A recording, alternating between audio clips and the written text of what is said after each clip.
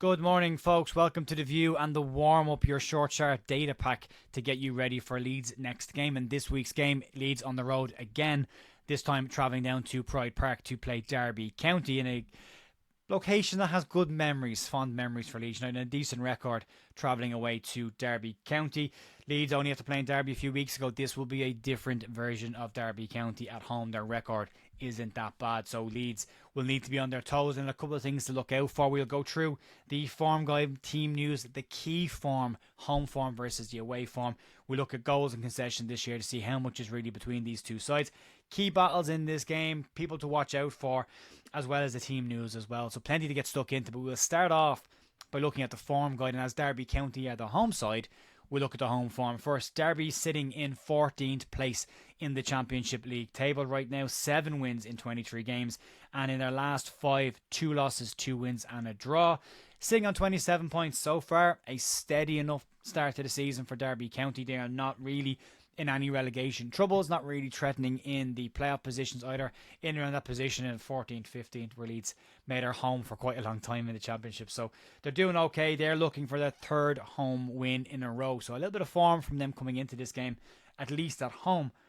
From a Leeds United perspective, we are top of the table at Christmas, starting a very good Christmas period, which historically hasn't been great for Leeds, but a good start to that. Top on goal difference. Could have a little bit more of a gap depending on how results go over the weekend. You would expect Sheffield United to get some form of result, and Sunderland and Burnley could still pick up points as well. So we need to look after our own jobs in this game. Leeds have 48 points this season, 3 more than this stage last season. And our last 5 games, 4 wins and 1 draw. And we're looking for 3 wins on the bounce for the first time this season. We've got close a couple of times, but in that 3rd game we've always fallen short. So for me, if we really start making statements about form, getting a 3rd win in a row will be a very important one for Leeds to get, and hopefully we can get that one this week.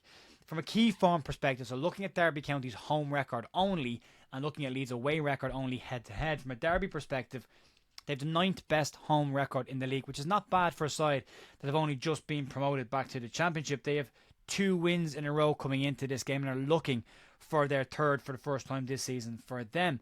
From a Leeds United away perspective, it's improving. Leeds up to 4th best away record in the table, but corners being turned for me will be decided after this game.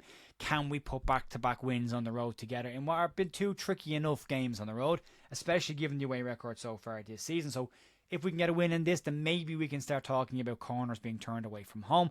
I think Ethan Ampadu in that midfield role has had a huge impact, especially keeping Leeds safe from counter-attacks, which have been a bit of a problem in away games this season, conceding early goals. We'll get to them in a couple of minutes' time. But as I say, Leeds looking for their 3rd win in a row for the first time this season, and could get their 5th away win in total this season.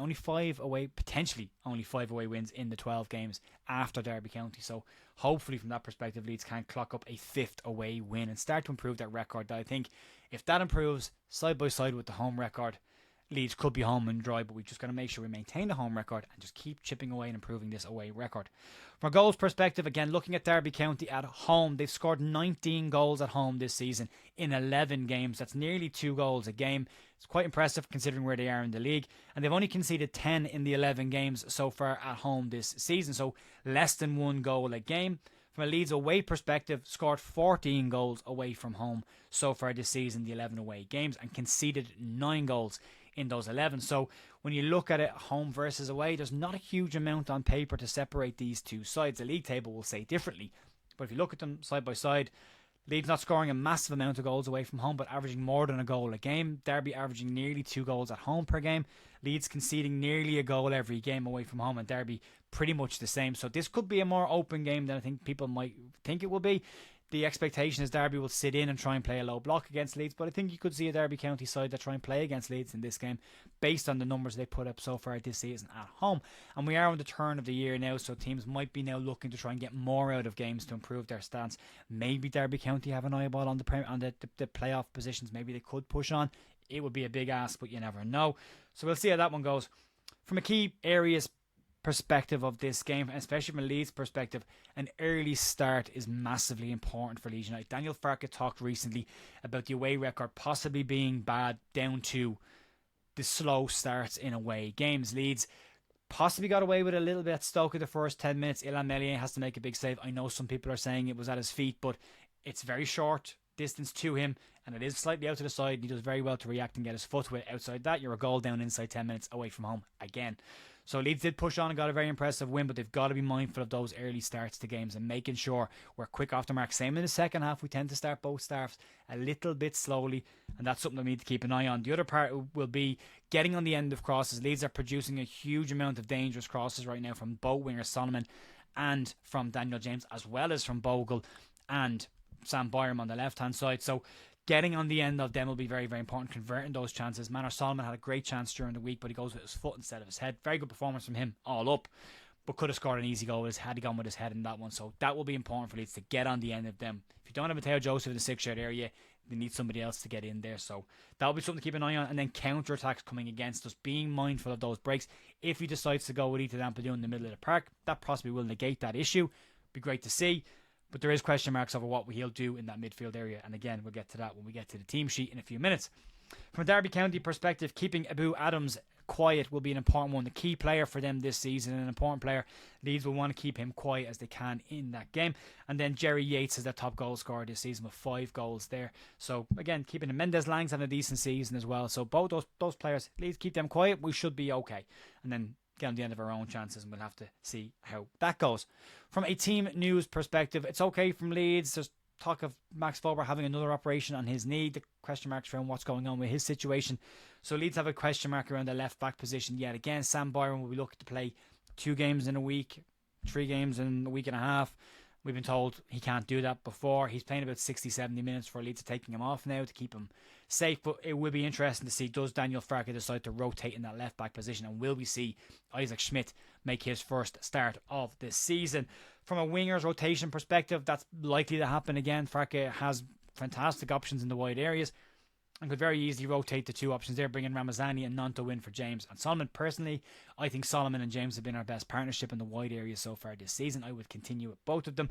If you look at the numbers they're clocking up this season, Daniel James has had one of the best seasons, and Manor Solomon, and even given his little amount of starts and the injuries has 3 goals and 3 assists so far, and very much involved in everything that Leeds do. And he's always in and around the box when a ball is bouncing, so could a lot more goals to come from him as well. So Leeds might, for me, stick with those 2. Brendan Aronson, the 10, for all the criticism he gets this season, 6 goals, 3 assists for him, 9 goal involvement, same amount of goals as Jorginho Rutter in the entirety of last season.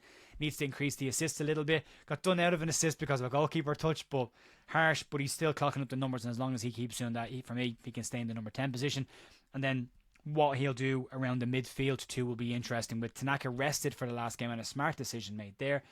Does he maintain Rothwell and Ampadu? Tanaka in with Rothwell and rest Ampadu, just based on the fact that he's still coming back from a serious knee injury, and Leeds might want to just mind the knee and the movement, especially on the softer pitches at this time of the year. So Leeds could take him back out of the firing line, manage his minutes, and bring out Tanaka back in, or you could see Tanaka and Ampadu playing there as well. He could very easily push Joe Rothwell into number 10 position, but likely to rest one of those and rotate them again. But good options to have there. Again, the centre backs will be the same, because there's no real options there. So a lot of people looking for 3 men in the middle for this game. I don't see it happening. Daniel Farke will not change his system no matter how much people want him to. He won't change his system. It'll be a 4-2-3-1 as per usual. And then there's a question mark of who plays in those midfield 2 areas. Some key players to keep an eye on. Joel Pirro's got a bit of stick this season, which is interesting considering the numbers he's putting up on the board. But if you look at him so far this year, 9 goals and 4 assists for Joel Pirro. He's got, and then you add that to Brendan Aronson, 6 goals, 3 assists, and then you add Manor Solomon with 3 goals and 3 assists. 3 of the more criticised players from a Leeds United perspective, told regularly that they don't do anything in games. When you look at all of them, combine their goals and assists together, they have been involved in 28 of Leeds United's 43 goals. So been involved in over half of Leeds' total goals have come from some form of an involvement, either an assist or a goal from those 3 players. Dan James, we could talk all day about his fantastic season that he's having and the output that he's having, and the midfield too being sensational this year as well. All things trending in the right direction for Leeds as we come to the turn of the year, into what was a tricky period for us last year. Get past this, and then we're into the second half of the season, and the only other part of the year to keep an eye on will be the March international break and what happens with Leeds just after that. Outside of that, We're on the turn now, folks. We're into the business end of the season. We're on the turn back to the end of the season and this big push from Leeds. Interesting to see what Leeds will do in January. We'll cover that over the next couple of days and weeks as well. Nothing will happen before January 4th, according to Daniel Farke. We'll keep an eye on it. There will be a live stream watch along today on the Big Up platform, bigup.com/LU The View. And if you want to get involved in that, become a member. It's free and you can join me for the watch along. If you want to get involved in the phone in and come in straight afterwards, happy on camera and have a chat about the game, that facility is there over there as well. Easy to do, but come along and have a chat with me tomorrow during the game. It should be live about 30 minutes before the game. I'll have some previews up on that, as well as social media and on the community tab of the channel. Folks, enjoy the rest of your day. Happy Christmas, and I will see you for the game on Saturday on Big Up, and then back on Monday for the news. Sunday on Big Up, and back on Monday for the news. Have a great rest of your day. Talk to you soon. See ya. Bye.